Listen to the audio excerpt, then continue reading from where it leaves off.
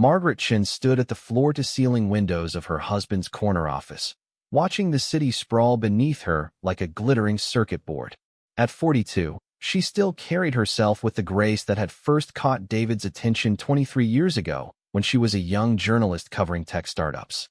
Now, those same shoulders that once squared with determination as she chased stories felt heavy with the weight of a marriage that had slowly transformed from partnership to performance. The Rothschild Industries building hummed with activity 40 floors below, but up here in the executive suite, silence hung thick as morning fog. David had been in Singapore for 2 weeks, finalizing what he called the deal of the decade. A $10 billion merger with Chunwang Technologies that would cement his position as one of the most powerful tech moguls in Asia. Margaret had stopped asking when he would return. The answers had become increasingly vague, peppered with mentions of complications and delays that seemed to extend his trips indefinitely. She turned from the window as the office door opened. Patricia Mills, David's longtime assistant, entered carrying a silver tray with Margaret's usual afternoon tea. Patricia had been with the company since its early days when David was still coding in their garage, and Margaret was bringing him coffee at 3 in the morning. The woman's loyalty was unquestionable, but lately, Margaret noticed something different in her demeanor. A hesitation in her movements, an inability to meet Margaret's eyes directly. "Mrs. Rothschild," Patricia said, setting the tray on the mahogany desk that dominated the room. "I wanted to inform you that the quarterly board meeting has been moved to next Tuesday. Mr. Rothschild will be joining via video conference from Singapore." Margaret accepted the delicate porcelain cup, inhaling the familiar scent of jasmine tea. Another delay in his return? Patricia's fingers fidgeted with the papers in her hands. The merger negotiations are quite complex. There are cultural considerations, regulatory approvals, and various stakeholders to satisfy. The explanation sounded rehearsed, like dialogue from a corporate training video. Margaret had heard variations of it for months now, not just about this trip, but about David's increasing absence from their life together. Board meetings that ran impossibly late. Weekend conferences that couldn't be missed. Emergency situations that required his immediate attention in cities thousands of miles away. "Patricia," Margaret said gently, setting down her cup. "We've known each other for over 15 years. You don't have to recite company talking points to me." The older woman's composure cracked slightly. She glanced toward the door, then back at Margaret with something that looked like sympathy mixed with guilt. "Mrs. Rothschild, I think perhaps you should speak directly with your husband about his timeline." Before Margaret could respond, Patricia quickly excused herself, leaving behind an uncomfortable silence that seemed to echo with unspoken truths. Margaret remained in the office for another hour, ostensibly reviewing the charitable foundation's quarterly reports, but her mind kept drifting to the strange undercurrents she'd been sensing for months. Her phone buzzed with a text from her daughter Emma, now 21 and finishing her final year at Columbia. "Mom, did Dad make it to Michael's graduation?" Margaret stared at the message, feeling a familiar pang of disappointment. David had missed their son's graduation from Stanford Medical School 3 days ago, citing urgent meetings that couldn't be rescheduled. She had sat in that auditorium alone, watching their youngest child receive his diploma, fielding concerned questions from other parents about David's absence. "Something came up with work," she typed back, the lie feeling bitter on her fingertips. "He sends his congratulations." The response came quickly. "Mom, are you okay? You sound tired lately." Margaret looked at herself in the dark reflection of the window. When had the lines around her eyes deepened so dramatically? When had her smile begun to feel like a mask she wore for public appearances? She thought about Emma's question. Was she okay? The honest answer was becoming increasingly difficult to avoid. That evening, Margaret sat in their Beacon Hill mansion, surrounded by the trappings of success that felt increasingly hollow. The house, with its 8 bedrooms and perfectly manicured gardens, had once been filled with the sounds of family life. Children's laughter echoing through the halls, dinner conversations that stretched late into the evening, weekend mornings when David would make his famous blueberry pancakes while she read the Sunday papers aloud. Now the silence was punctuated only by the grandfather clock in the foyer, marking time that seemed to pass without purpose. Margaret had filled her days with charitable work, serving on the boards of 3 different foundations, and organizing fundraising galas that raised millions for various causes. The work was meaningful, but it felt like a consolation prize for a life she hadn't consciously chosen. She called David, as she did every evening at 9 o'clock Singapore time. His voice sounded distant, distracted, with background noise that suggested he wasn't in a hotel room or office. "How did the negotiations go today?" she asked, settling into the leather armchair in his study. "Productive. Very productive. Chun Wang is finally seeing the benefits of the partnership structure we've proposed. It's just a matter of working through some final details." Margaret could hear music in the background, the kind of ambient jazz that played in upscale restaurants or hotel bars. "It sounds lively there for a business meeting."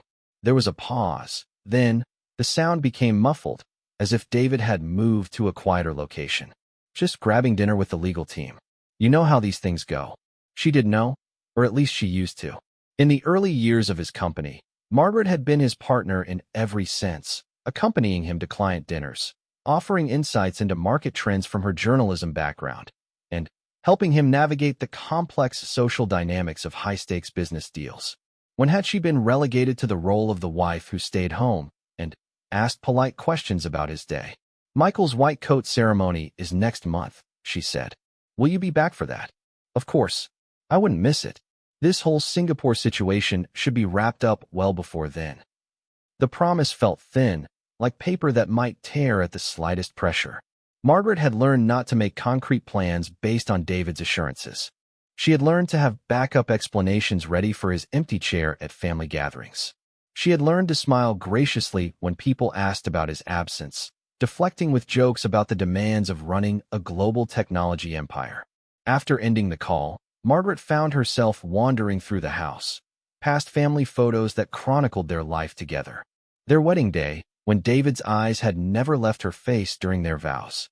Emma's first steps, captured in a blurry photo that David had insisted was frame-worthy because it showed his daughter's determination.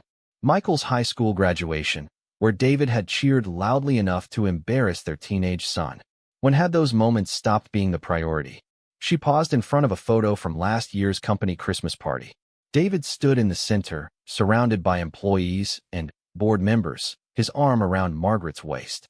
But, looking at it now, she noticed how his attention was directed somewhere beyond the camera, his smile polished but not quite reaching his eyes. Even she looked different, her own smile more practiced than genuine. The next morning brought a call from Rebecca Walsh, her closest friend since college and now editor-in-chief of Boston Metropolitan Magazine. They met for lunch at their usual spot, a quiet bistro in Back Bay where they could talk without being overheard. "You look exhausted," Rebecca said without preamble, studying Margaret over her coffee cup. "Thanks for the confidence boost," Margaret replied. But there was no real irritation in her voice. Rebecca had earned the right to speak honestly after 25 years of friendship. "I'm serious. When was the last time you did something for yourself? Something that had nothing to do with charity work or family obligations or supporting David's career?" Margaret considered the question and realized she couldn't remember. Her days were structured around other people's needs, other people's schedules, other people's priorities. Even her charitable work, while personally meaningful, was largely possible because of her status as David Rothschild's wife. "I've been thinking about going back to journalism," she said, surprising herself with the admission. "Maybe freelance work, or contributing to some of the investigative pieces you mentioned needing help with." Rebecca's eyes lit up with interest. "You'd be incredible at that. Your business background would give you insights most journalists don't have. Plus, you still have contacts throughout the tech industry." The conversation continued for 2 hours, ranging from potential story ideas to the logistics of Margaret rebuilding her professional identity after 2 decades away from journalism. For the first time in months, Margaret felt energized, excited about something that belonged entirely to her. Walking back to her car, Margaret felt lighter than she had in years. The possibility of reclaiming her professional identity sparked something she had thought was permanently extinguished. She found herself making mental notes of story angles, thinking about sources she could reconnect with, imagining the satisfaction of seeing her byline in print again. Her phone rang as she reached her Mercedes. The caller ID showed her mother-in-law's name. Eleanor Rothschild was 83 years old and, sharp as ever, despite David's attempts to manage her access to information about the company and family. Margaret, dear, I hope you're well. I was wondering if you might have lunch with me tomorrow. There are some things I'd like to discuss with you privately. Eleanor's tone was carefully neutral, but Margaret detected an undercurrent of urgency. David's mother had never been one for casual social calls, and her request for a private meeting felt significant. Of course, Eleanor. Would you like me to come to you, or would you prefer to meet somewhere? Come to the house, dear. We'll have more privacy here. After ending the call, Margaret sat in her car for several minutes, processing the strangeness of the invitation. Eleanor lived in the family's original home in Cambridge, the modest three-bedroom house where David had grown up. Despite her son's wealth, she had refused to move to a larger property, claiming she had no use for excess space or pretension. The older woman's relationship with Margaret had always been warm but measured. Eleanor was protective of her son, but also practical enough to recognize that Margaret had been a stabilizing influence during his meteoric rise in the tech world. If Eleanor wanted a private conversation, it meant she had something important to say. That evening, Margaret prepared for another solitary dinner in her dining room, surrounded by place settings for 8 that would accommodate only one. She had stopped asking the housekeeper to set a single place, maintaining the fiction that David might unexpectedly return and join her. The ritual had become a form of denial that she was only beginning to recognize.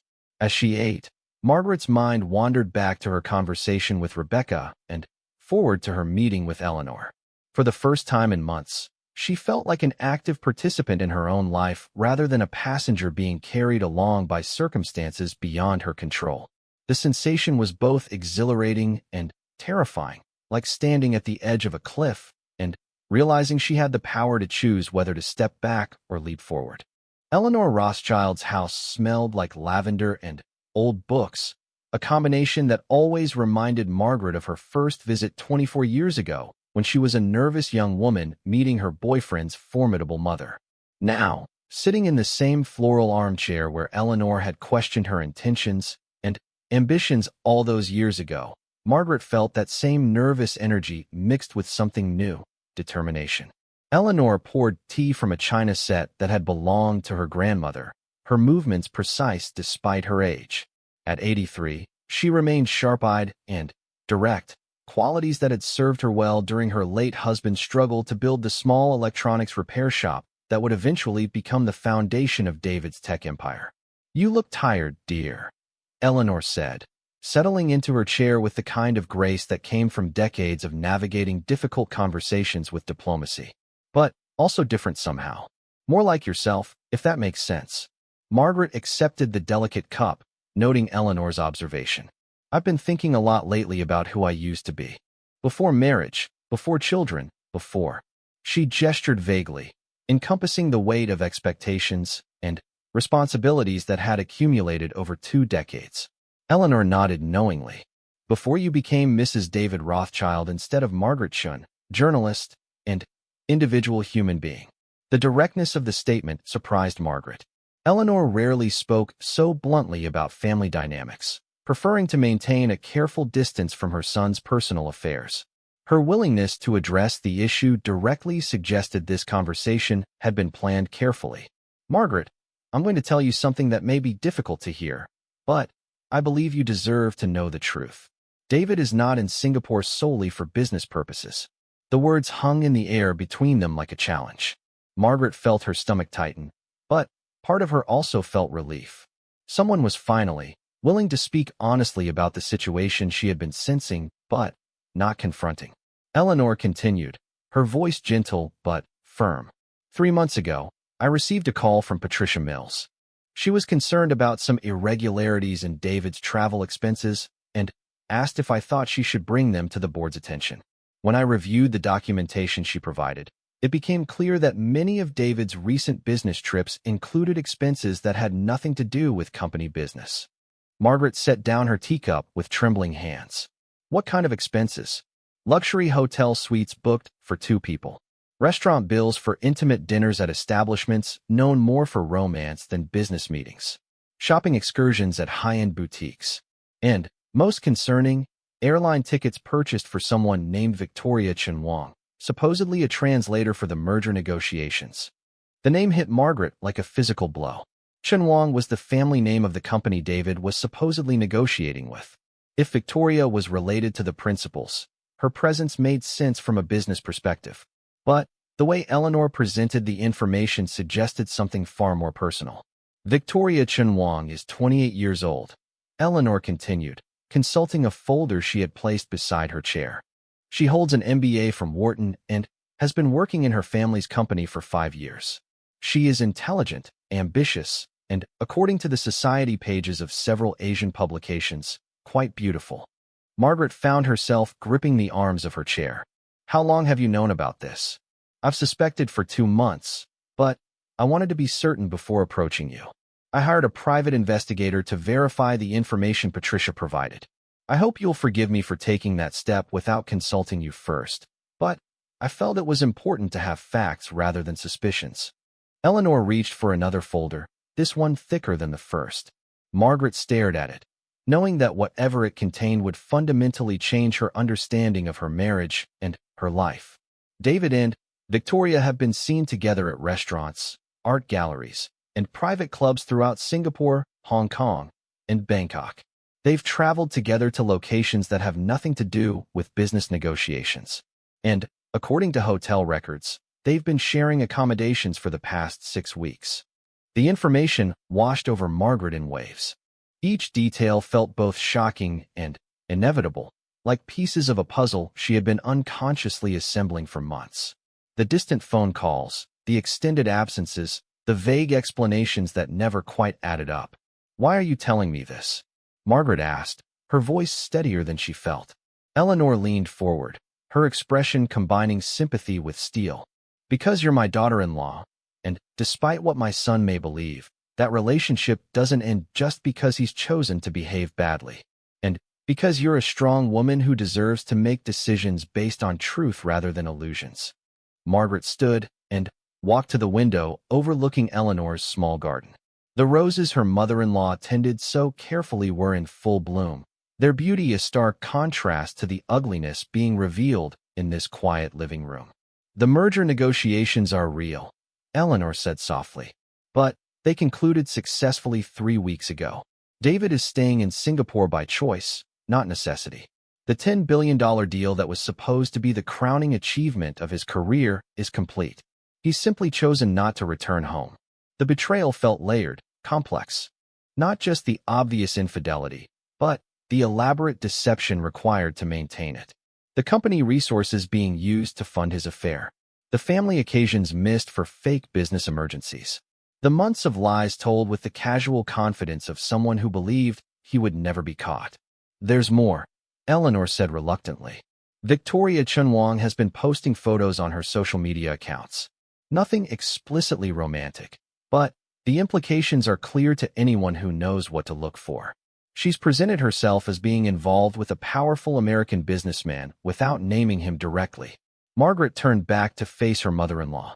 Are you suggesting that this relationship is public knowledge in their circles? Eleanor nodded grimly. The private investigator spoke with several people in Singapore's business community. David and Victoria are being treated as a couple. They're receiving invitations to events together. She's being introduced to important business contacts as his companion. The humiliation felt almost worse than the betrayal itself. While Margaret had been making excuses for her husband's absence to their children, their friends, and their business associates, David had been building a parallel life with another woman. A life where Margaret simply didn't exist. What do you think I should do? Margaret asked, surprised by her ability to speak calmly about something so devastating. Eleanor smiled sadly. That's not for me to decide, dear. But I will say this. You're 42 years old, intelligent, accomplished, and financially independent through your own inheritance and investments. You have options that many women in your situation don't have. Margaret thought about her conversation with Rebecca the previous day, about the excitement she had felt at the prospect of returning to journalism. Now that conversation took on new significance. It wasn't just about finding purpose. It was about rebuilding an identity that didn't depend entirely on being David's wife. I want to see everything, Margaret said finally. All of the documentation, the photos, the investigator's report. I need to understand the full scope of what's been happening. Eleanor handed her both folders. I hoped you would say that. Running away from difficult truths has never been your style. Margaret spent the next 2 hours reviewing evidence that painted a detailed picture of her husband's double life. Credit card statements showing purchases of jewelry and clothing that had never appeared in their home. Restaurant reservations at romantic establishments during supposedly critical business meetings. Hotel records that told a story of intimacy and deception. The photos were particularly difficult to process. David and Victoria walking hand in hand through a Bangkok market, sharing an intimate dinner at a rooftop restaurant in Hong Kong, laughing together at what appeared to be a private party in someone's lavish apartment. In every image, David looked relaxed and happy in a way Margaret hadn't seen in years. The investigator believes they're planning to announce their relationship publicly once the business merger is fully integrated, Eleanor said as Margaret closed the final folder. Victoria's family is apparently supportive of the relationship, seeing it as beneficial for their business interests. Margaret felt a cold fury building alongside her hurt. So I'm supposed to just wait here while my husband builds a new life with another woman, using resources from the company we built together? Eleanor's eyes flashed with something that looked like pride. That sounds like the Margaret I remember.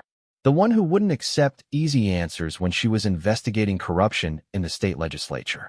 The one who spent 6 months uncovering the truth about pharmaceutical price manipulation despite threats and intimidation. The reminder of her journalistic past felt like a lifeline. Margaret had built her career on uncovering truth in complex situations, on asking difficult questions until satisfactory answers emerged. Those skills weren't gone. They had simply been dormant while she played the role of supportive wife and dedicated mother. I need to think about this carefully, Margaret said, standing to leave. I need to understand all of my options before I make any decisions. Eleanor walked her to the door, moving with the careful dignity that had always impressed Margaret. Whatever you decide to do, you won't be facing it alone. And remember, dear, sometimes the best revenge is living well and succeeding beyond anyone's expectations. Driving home, Margaret's mind raced through possibilities and implications. She thought about their children, now adults but still connected to both parents. She thought about the business empire that bore David's name but had been built with her support and sacrifice. She thought about the 23 years of marriage that had just been redefined as partially fraudulent. But, mostly, she thought about the woman in those photos. Victoria Chinwang looked confident, successful, and happy. She appeared to be someone who knew exactly what she wanted and felt entitled to pursue it, regardless of who might be hurt in the process. Margaret found herself wondering what it would feel like to approach life with that kind of ruthless self-interest. At home, she called Rebecca and asked if they could meet that evening. There were conversations that needed to happen quickly, decisions that couldn't wait for perfect timing or ideal circumstances. I may have a story for you, Margaret said when Rebecca answered. A big one. About corporate fraud, personal betrayal, and the abuse of power. Are you interested? Rebecca's voice immediately became more focused. Margaret spent the next morning in her home office, a room she had barely used since the children left for college.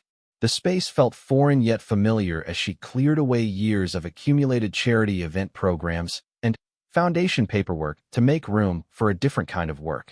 Her laptop, usually reserved for email and online shopping, now displayed multiple browser tabs filled with corporate filings, business news, and legal research. Her first call was to James Morrison, the family's longtime attorney and one of David's closest friends since their Harvard days. Margaret had always liked James, appreciating his dry humor and unwavering discretion, but she also knew his primary loyalty was to David and the company. Margaret, what a pleasant surprise, James said when his secretary connected the call. David mentioned you might be calling about updating your estate planning documents. The comment caught Margaret off guard.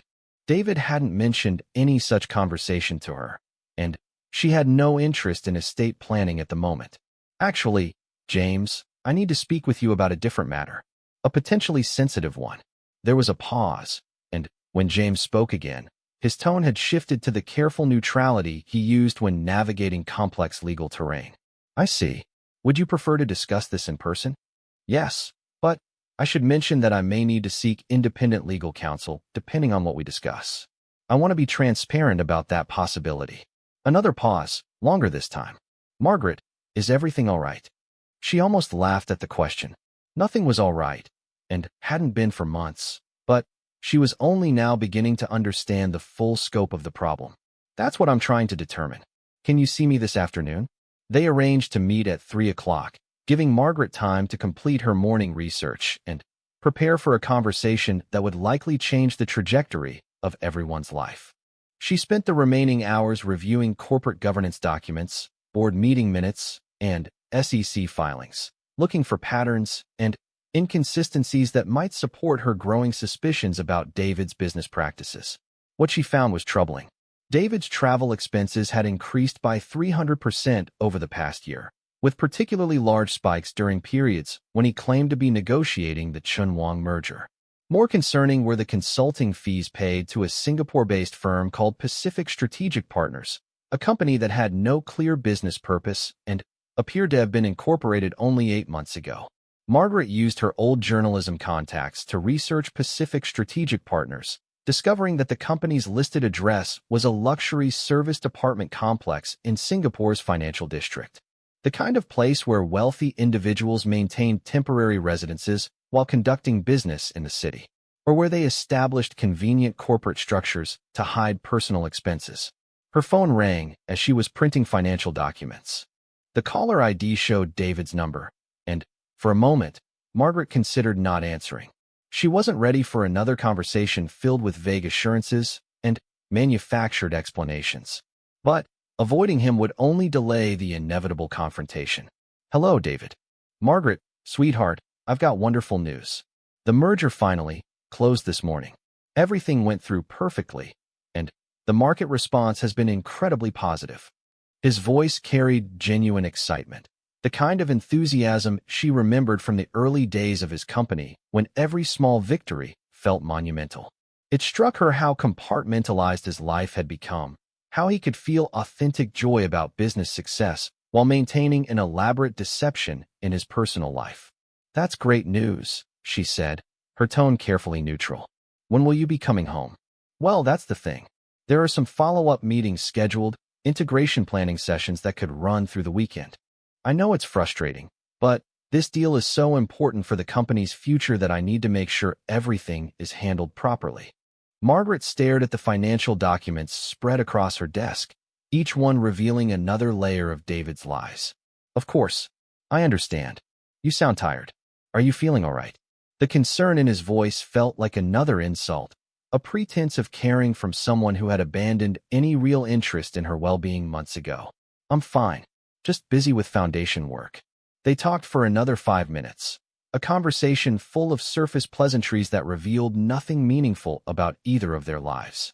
After ending the call, Margaret sat in her office feeling the full weight of how completely their marriage had deteriorated. They were strangers who shared a last name and financial accounts, nothing more. At James Morrison's law firm, Margaret was ushered into his corner office overlooking Boston Harbor. James had always maintained an old-fashioned formality in his professional dealings, and his office reflected that aesthetic with its leather-bound books and heavy wooden furniture. He greeted Margaret with the kind of warm professionalism that had made him successful in managing the legal affairs of wealthy families for 3 decades. "Margaret, you look lovely as always, but I have to say you seem troubled about something. How can I help?" She had rehearsed this conversation during the drive to his office, but sitting across from James, Margaret realized that revealing David's infidelity to his oldest friend would make it real in a way that hurt more than she had anticipated. "James, I've discovered some things about David's recent business activities that concern me. I need to understand my legal position before I decide how to proceed." James leaned back in his chair, his expression becoming more guarded. "What kind of concerns are we talking about?"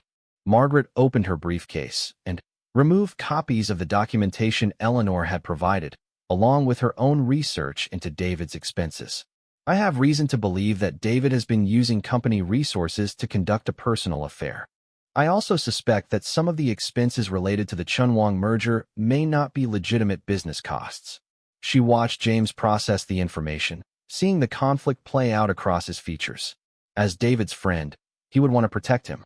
As a lawyer, he was obligated to take seriously any allegations of corporate misconduct. Margaret, these are very serious accusations. Have you spoken to David about your concerns? Not yet. I wanted to understand the legal implications first. If David has been misappropriating company funds, what are my obligations as a spouse and as someone who sits on the boards of companies where Rothschild Industries is a major investor? James studied the documents for several minutes, his expression growing more serious as he reviewed the evidence.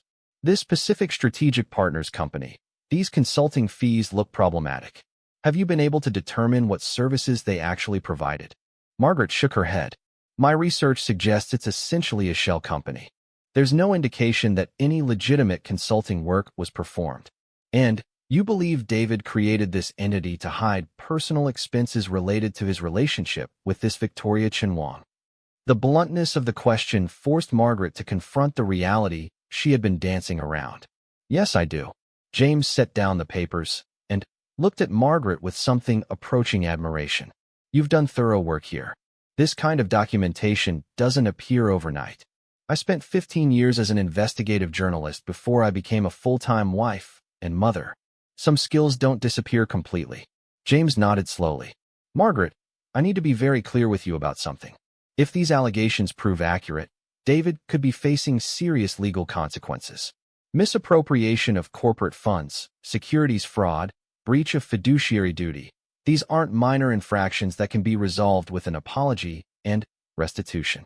The weight of what she was setting in motion hit Margaret fully for the first time. She wasn't just exposing an affair. She was potentially destroying David's career and reputation.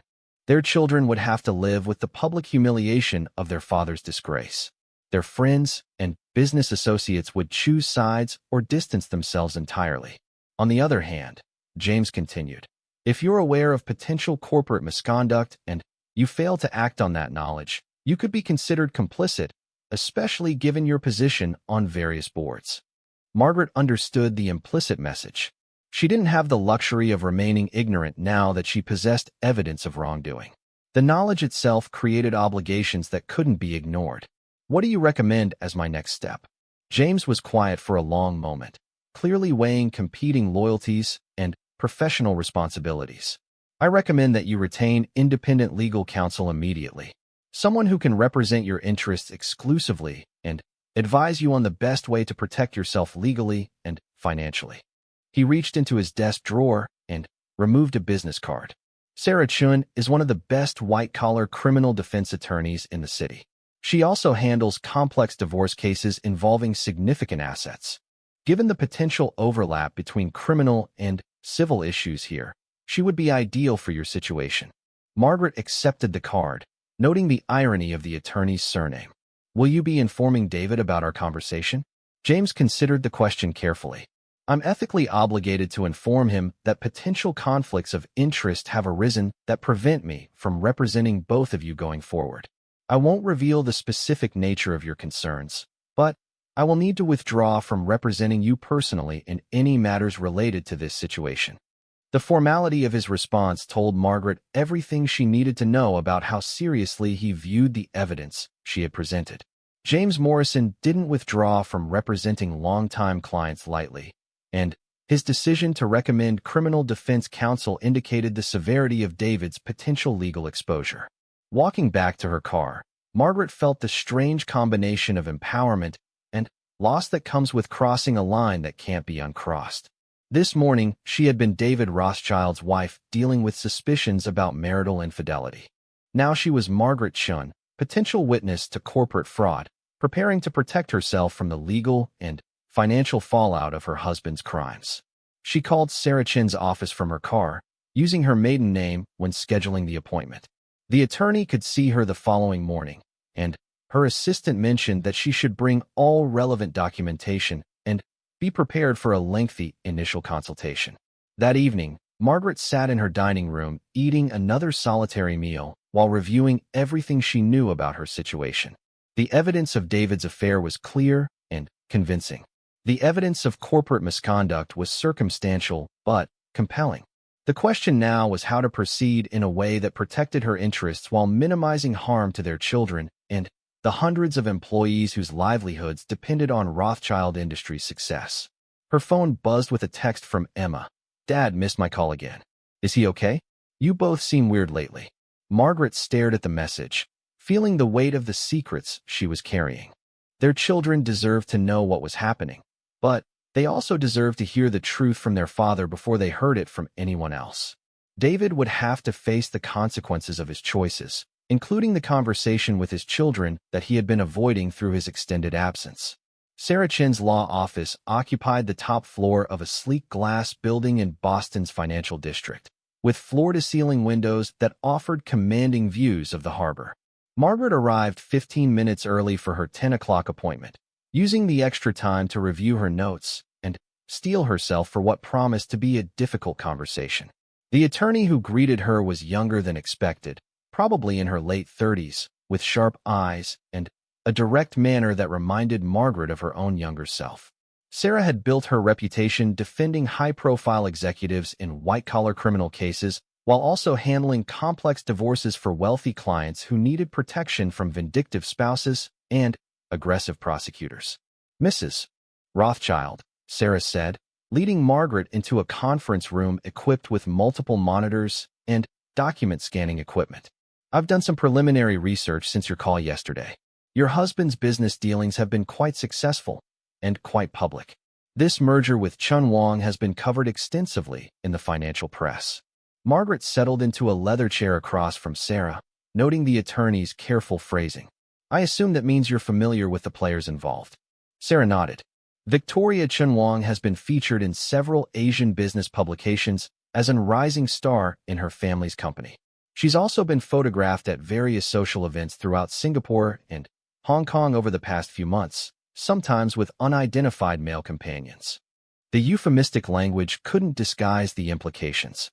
Margaret understood that Sarah was telling her the affair had attracted attention in business and social circles, even if David's identity hadn't been explicitly confirmed in published reports. "Let me be very direct about why I'm here," Margaret said, opening her briefcase. "I have evidence that my husband has been conducting an affair with Victoria Chun Wong while using company resources to fund that relationship. I also believe he may have created fraudulent consulting arrangements to hide personal expenses." She spent the next hour walking Sarah through the documentation Eleanor had provided, her own financial research, and the timeline of David's increasingly suspicious travel patterns. Sarah listened without interruption, occasionally making notes or asking for clarification about specific transactions. "This Pacific Strategic Partners entity is particularly problematic," Sarah said finally.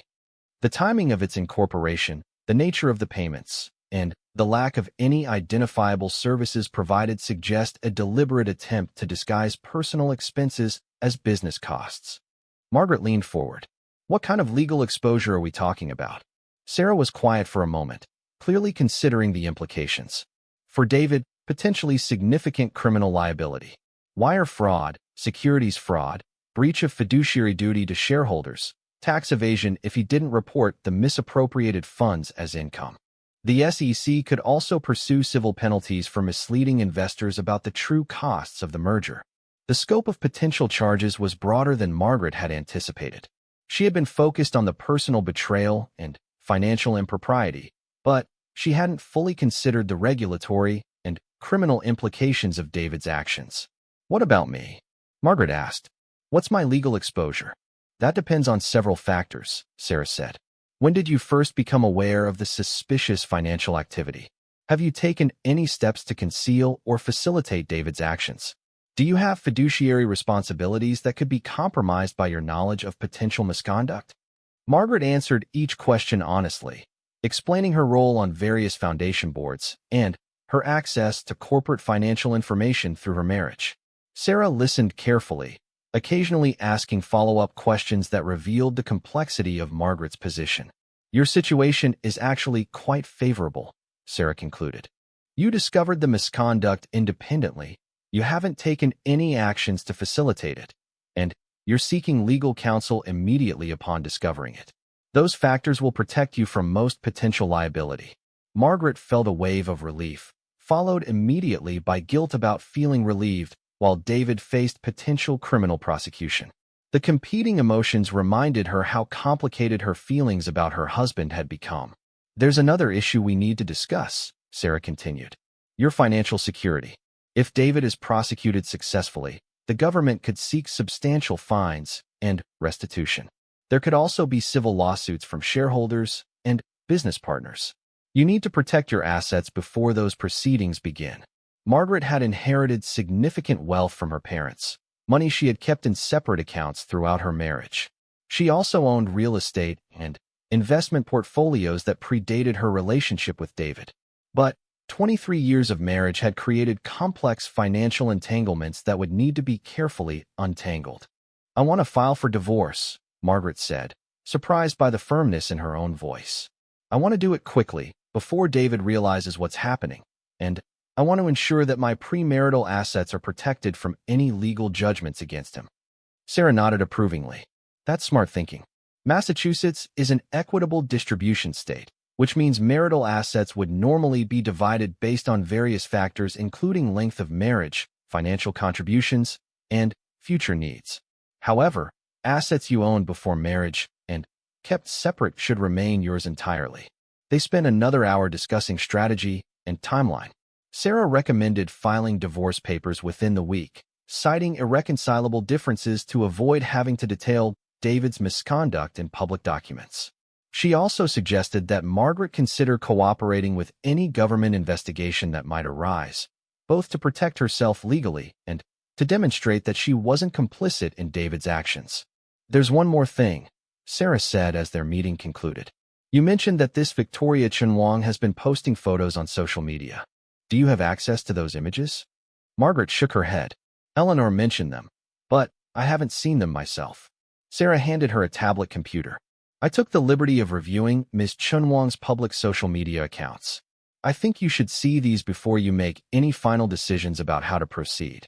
Margaret scrolled through a collection of Instagram photos that told a story more devastating than she had imagined. Victoria posed in luxury hotel rooms that Margaret recognized from David's expense reports. She wore jewelry that matched purchases on his credit card statements. Most painfully, she had posted photos from locations and events that David had claimed were critical business meetings. One image in particular stopped Margaret cold. Victoria stood on the balcony of a penthouse suite overlooking Singapore's marina, wearing a designer dress and expensive jewelry, looking radiant and confident.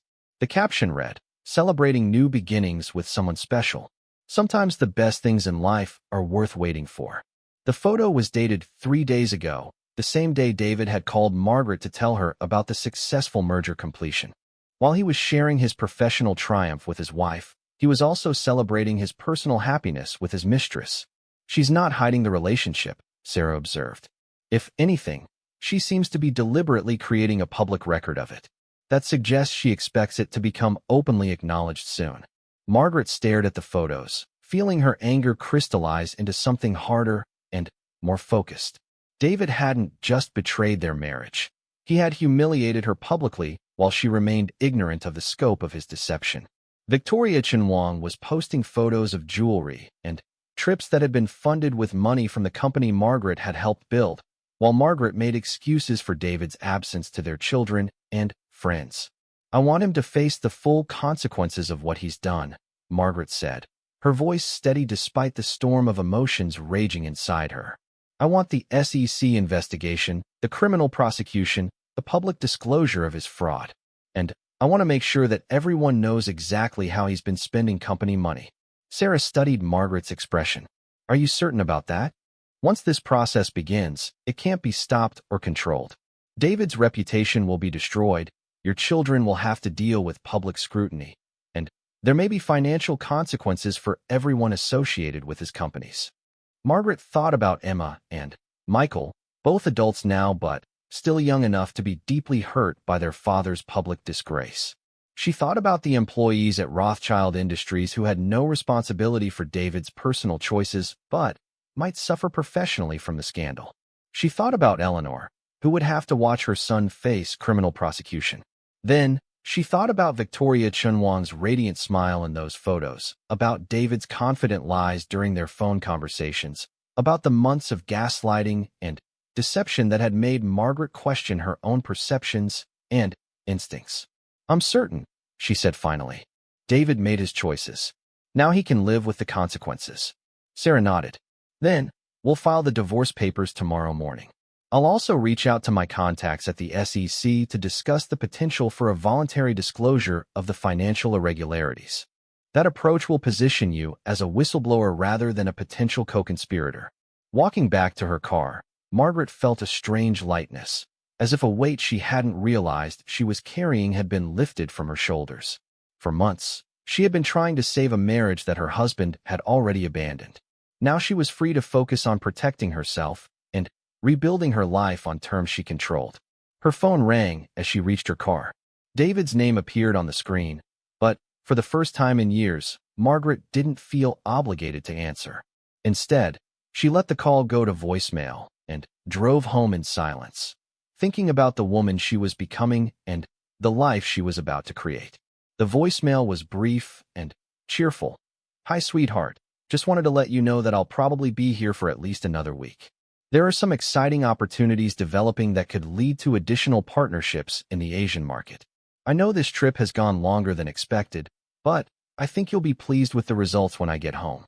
Love you." Margaret played the message twice, marveling at David's ability to. The divorce papers were filed at 8:30 on Thursday morning, exactly 1 week after Margaret's first meeting with Eleanor. By 9:15, news of the filing had reached James Morrison's office, and by 10 o'clock, David's phone was ringing with urgent calls from his attorney, his board members, and his head of corporate communications. Margaret was in Rebecca's office at Boston Metropolitan when the first wave of panic hit Rothschild Industries headquarters. They had spent the previous evening crafting an investigative article that would run simultaneously with the legal proceedings, ensuring that Margaret's version of events reached the public before David's inevitable attempts at damage control. "He's calling you," Rebecca observed, watching Margaret's phone light up with David's number for the 4th time in 10 minutes. Margaret silenced the phone without answering. "He can call all he wants. Everything he needs to know is in the legal documents Sarah filed this morning." The divorce petition was strategically crafted to protect Margaret while exposing the scope of David's misconduct. It included detailed financial schedules showing the suspicious consulting payments, travel expenses for 2 people during supposedly solo business trips, and credit card charges for jewelry and gifts that had never appeared in their home. More damaging was the supporting documentation that Sarah had filed under seal, pending potential criminal investigation.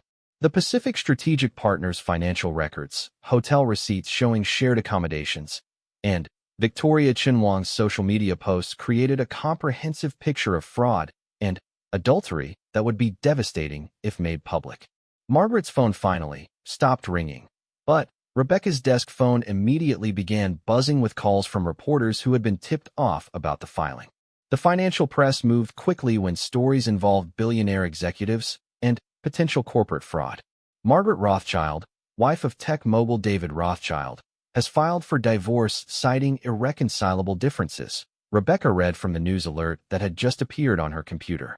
The filing includes allegations of financial impropriety related to the recent Chunwang merger. Margaret felt a strange satisfaction at seeing her situation reduced to a news brief. The months of uncertainty and deception were finally being replaced by clear public acknowledgement of what had been happening behind closed doors. Her phone buzzed with a text message from an unknown Singapore number. "We should talk." Margaret showed the message to Rebecca, who immediately recognized its significance. "That has to be Victoria. How did she get your number?" Before Margaret could respond, another message appeared. "David told me about the divorce filing. There are things you don't understand about the situation." The audacity of the message took Margaret's breath away. The woman who had been conducting an affair with her husband, using company resources and flaunting the relationship on social media, wanted to explain why Margaret should be understanding about the situation. Margaret typed back, "I understand everything I need to understand." The response came quickly. David was planning to ask for a divorce anyway. Our relationship just accelerated the timeline. He's been unhappy for years. Margaret stared at the message, feeling her carefully maintained composure crack slightly. The implication that David's affair was somehow a favor to her, sparing her from a longer unhappy marriage, was so breathtakingly presumptuous that Margaret had to read it twice to believe it. "She's trying to justify their actions," Rebecca said, reading over Margaret's shoulder. "Classic manipulation technique. Make the victim feel like they should be grateful for being betrayed." Margaret's phone rang again, this time showing Eleanor's number. She answered immediately, knowing that David's mother would have heard about the filing by now. "Margaret, dear, are you all right? James Morrison called to tell me about the divorce papers." Eleanor's voice carried a mixture of concern and something that sounded like pride. Margaret realized that her mother-in-law was probably relieved that the situation was finally being addressed directly rather than hidden behind polite pretenses. "I'm fine, Eleanor. Better than I've been in months, actually. There's something liberating about finally telling the truth. I just got off the phone with David," Eleanor said. He's quite upset. He seems genuinely surprised by the filing, which suggests he's been living in a fantasy world where his actions wouldn't have consequences." Margaret could hear the disappointment in Eleanor's voice, the sadness of a mother who had to acknowledge her son's fundamental failure of character. "What did he say?" "He tried to convince me that this was all a misunderstanding, that his relationship with Victoria was strictly professional, and that you were overreacting to normal business travel. When I mentioned that I had seen some of the documentation you provided, he became very quiet." Margaret felt a cold satisfaction at David's discomfort. He had apparently believed that his lies were so sophisticated that no one would be able to piece together the truth. His shock at being confronted with evidence suggested a level of arrogance that was almost pathological. Eleanor continued, "He's flying back to Boston tonight. He seems to think he can resolve this situation through conversation and explanation. I felt I should warn you that he'll probably try to contact you directly." After ending the call with Eleanor, Margaret spent the afternoon working with Rebecca on finalizing their investigative article.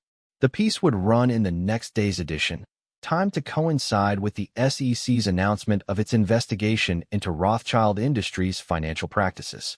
Sarah had worked throughout the night to coordinate Margaret's cooperation with federal investigators, ensuring that she would be viewed as a whistleblower rather than a potential co-conspirator. The strategy was already paying dividends, with the SEC indicating that Margaret would receive immunity in exchange for her testimony about David's financial misconduct. At 4 o'clock, Margaret's phone rang with a call from Michael, her younger son, who was completing his medical residency in California. She had been dreading this conversation, knowing that her children would be blindsided by the public nature of their parents' divorce. "Mom, what the hell is going on? I just got a call from a reporter asking for comment about Dad's affair and some kind of fraud investigation." Margaret's heart sank. She had hoped to speak with both children before the story became public, but the speed of modern news cycles had made that impossible. "Michael, I'm sorry you had to hear about this from a stranger. I was going to call you this evening. Is it true? Is Dad really having an affair?" The pain in her son's voice reminded Margaret of all the collateral damage that David's choices would create. Michael and Emma would have to live with the public humiliation of their father's disgrace, fielding questions and unwanted sympathy from friends and colleagues for years to come. "Yes, it's true. Your father has been involved with someone else for several months, and he's been using company money to support that relationship. I only found out about it recently." There was a long silence before Michael spoke again. "Why didn't you tell us what was happening?" Margaret struggled to explain the impossible position she had been in, wanting to protect her children from painful truths while also feeling obligated to expose David's misconduct. "I wanted to give your father a chance to end the relationship and make things right. But he chose to continue lying, and the financial irregularities were too serious to ignore. What happens now? I've filed for divorce, and there will probably be criminal charges filed against your father. I'm sorry, Michael. I know this isn't the family you thought you had." Michael was quiet for another long moment. "Mom, I'm proud of you for standing up for yourself. Dad's been treating you like crap for years, and we could all see it even if no one wanted to say anything." The unexpected support from her son brought tears to Margaret's eyes. She had been so focused on protecting her children from the truth that she hadn't considered the possibility that they had already noticed the deterioration of their parents' marriage. "Have you talked to Emma?" Margaret asked, I called her after I got off the phone with the reporter. She's flying back from New York tomorrow. We want to be here to support you through whatever comes next. After ending the call with Michael, Margaret felt a complex mixture of grief and relief. The family she had tried so hard to preserve was indeed being destroyed, but it was being replaced by something more honest and potentially stronger. Her children's immediate support suggested that they understood who was responsible for the situation and who deserved their loyalty. At 6 o'clock, Margaret was at home preparing dinner when she heard a car door slam in her driveway. Looking out the window, she saw David climbing out of a taxi, looking haggard and desperate in a way she had never seen before. The confident businessman who had charmed investors and dominated board meetings had been replaced by someone who looked genuinely panicked. Margaret opened the front door before David could use his key, wanting to control the terms of their first conversation since the divorce filing. He stood on the threshold looking uncertain, as if he wasn't sure he was welcome in his own home. "We need to talk," David said, his voice carrying none of its usual authority. Margaret stepped aside to let him enter, but she didn't offer the usual kiss or embrace that had marked his returns from business trips. "I think everything that needs to be said has been said in the legal documents." David looked around the foyer as if seeing it for the first time, taking in the family photos and personal touches that Margaret had carefully maintained throughout their marriage. "Margaret, I think there's been a terrible misunderstanding. The situation in Singapore isn't what it appears to be." Margaret felt almost sorry for him as he began the same denials he had apparently tried with Eleanor and James Morrison.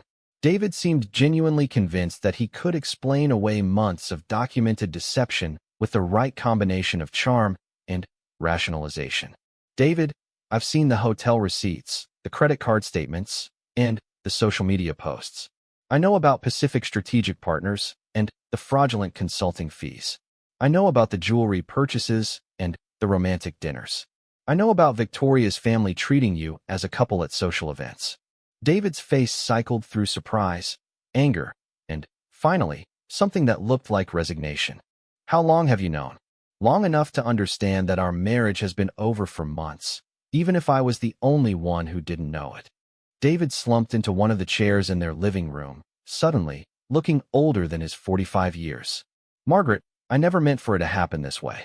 Victoria and it started as a business relationship, but we developed feelings for each other. I was going to talk to you about it when I got back."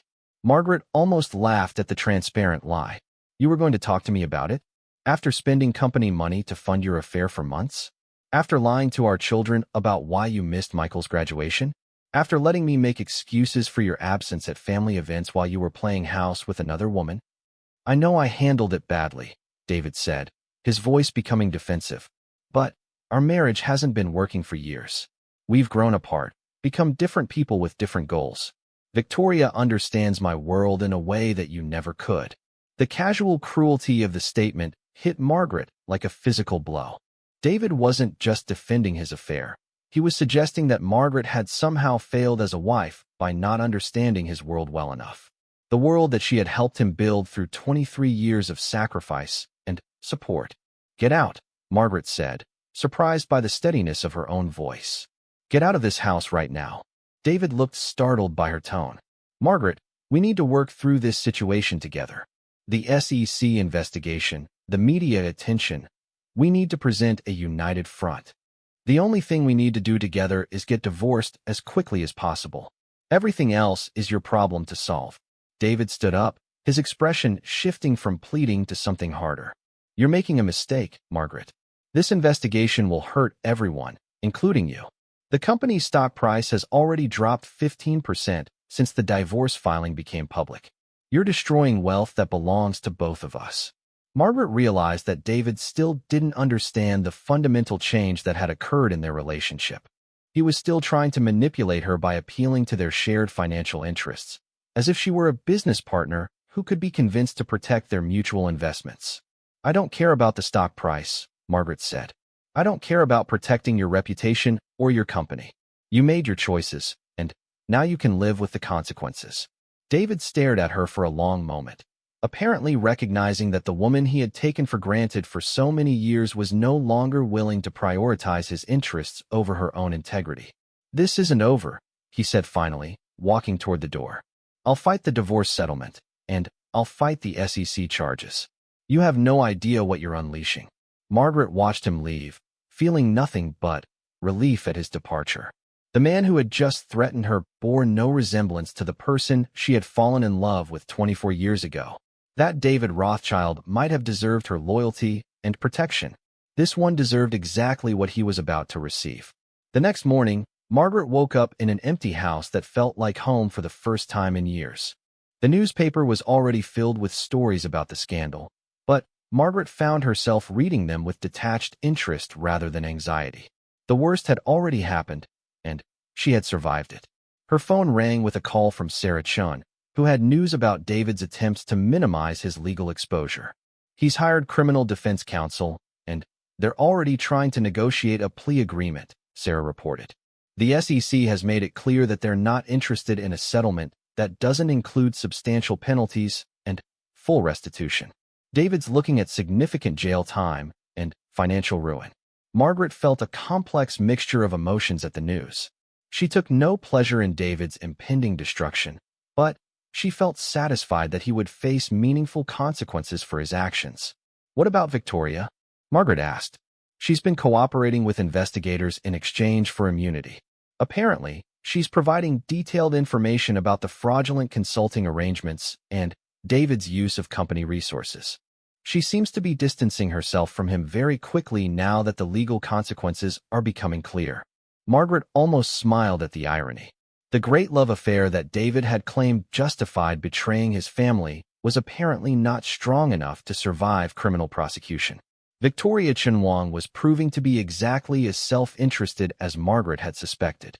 6 months later, Margaret stood in the offices of the Boston Metropolitan, reviewing the final proofs of her first investigative article in 23 years.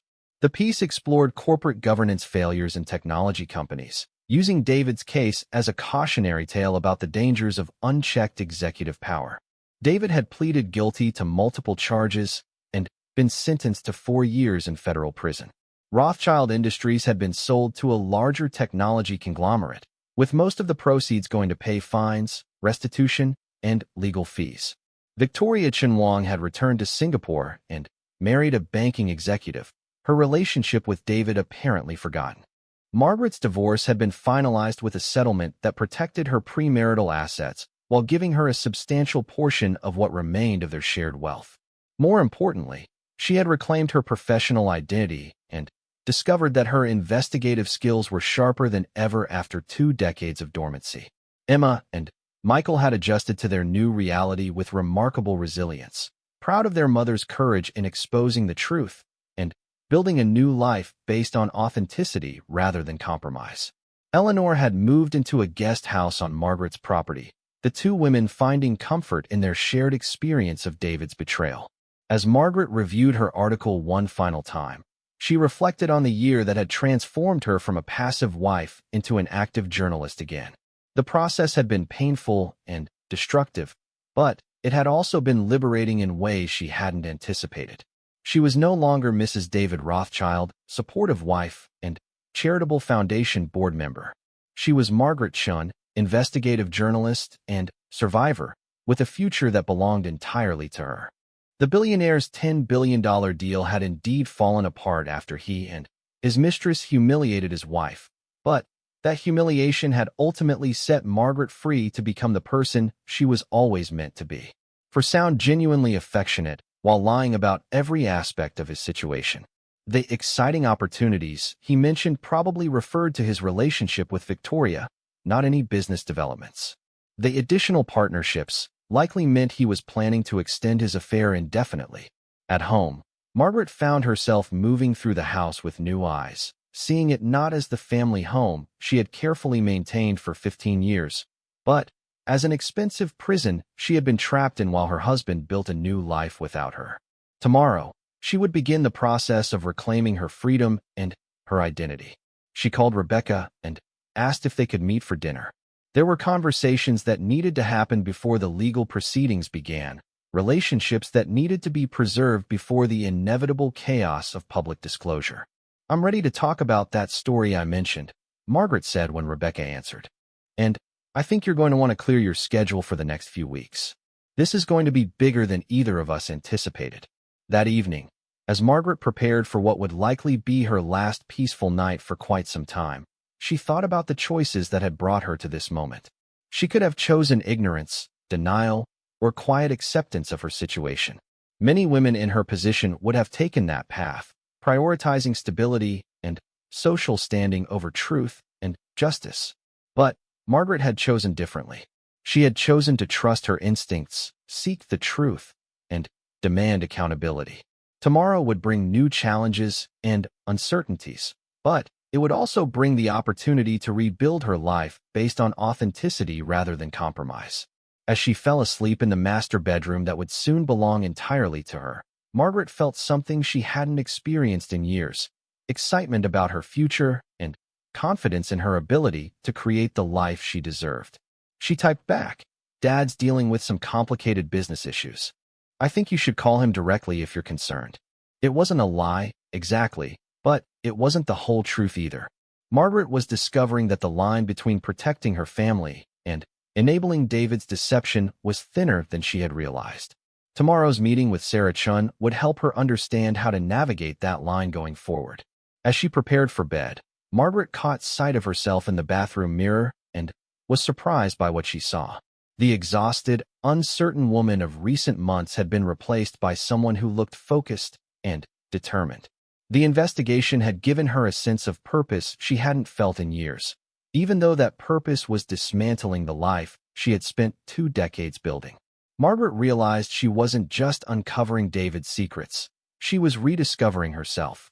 The woman reflected in the mirror looked like someone capable of making difficult decisions and living with their consequences. Someone who wouldn't be taken advantage of or dismissed. Someone who deserved better than being relegated to the role of convenient wife while her husband built a new life with another woman. Tomorrow would bring new challenges and difficult decisions, but Margaret went to sleep feeling more like herself than she had in years. Rested when you use that tone. What are we talking about? Margaret looked around the mansion that had been her home for 15 years, taking in the expensive furnishings and carefully curated art that now felt like props in someone else's life. We're talking about the story of how a billionaire used company resources to fund an affair while lying to his board, his investors, and his family, and how his wife is going to expose every detail of it. The decision felt both sudden and inevitable, like stepping off a cliff she hadn't realized she was approaching. Margaret Rothschild, supportive wife and charitable foundation board member, might have chosen discretion and private reconciliation. But Margaret Chun, investigative journalist and truth seeker, was choosing a different path entirely. She spent the evening making lists and taking notes, approaching the destruction of her marriage with the same methodical thoroughness she had once brought to exposing political corruption. By the time she went to bed, Margaret had outlined a strategy that would give her control over the narrative while protecting her children and securing her financial future. Tomorrow, she would begin the process of reclaiming her life and her power. David Rothschild was about to discover that the quiet wife he had taken for granted was actually a formidable opponent he should never have underestimated. Her phone buzzed with another text from David. "Long day. Turning in early. Talk tomorrow." Margaret stared at the message, noting its brevity and lack of warmth. When had their communication become so perfunctory? When had "I love you" disappeared from their daily conversations? She started to type a response several times, then deleted each attempt. What was there to say that hadn't been said before? Instead, she poured herself a glass of wine and retreated to the library, surrounded by books that David had bought for their impressive spines rather than their content. She selected a volume of investigative journalism essays, settling into the reading chair that had become her evening refuge. As she read, Margaret found herself taking notes, her journalist's instincts awakening after years of dormancy. The authors wrote about uncovering truth in complex situations, about following trails of evidence that revealed hidden realities beneath polished surfaces. The parallels to her own situation were too obvious to ignore. By the time she went to bed, Margaret had made a decision that felt both inevitable and revolutionary. Tomorrow's conversation with Eleanor might provide answers, or it might raise new questions. But, either way, Margaret was ready to stop accepting explanations that didn't explain anything. She was ready to start asking the hard questions she had been avoiding. The master bedroom felt cavernous without David's presence. Margaret lay awake for hours, listening to the house settle around her and thinking about the woman she used to be. The journalist who had built her career on curiosity and determination. The woman who had never accepted surface explanations when deeper truths were waiting to be discovered. That woman was still there, underneath layers of compromise and accommodation. Tomorrow, Margaret decided, she would start the process of finding her again.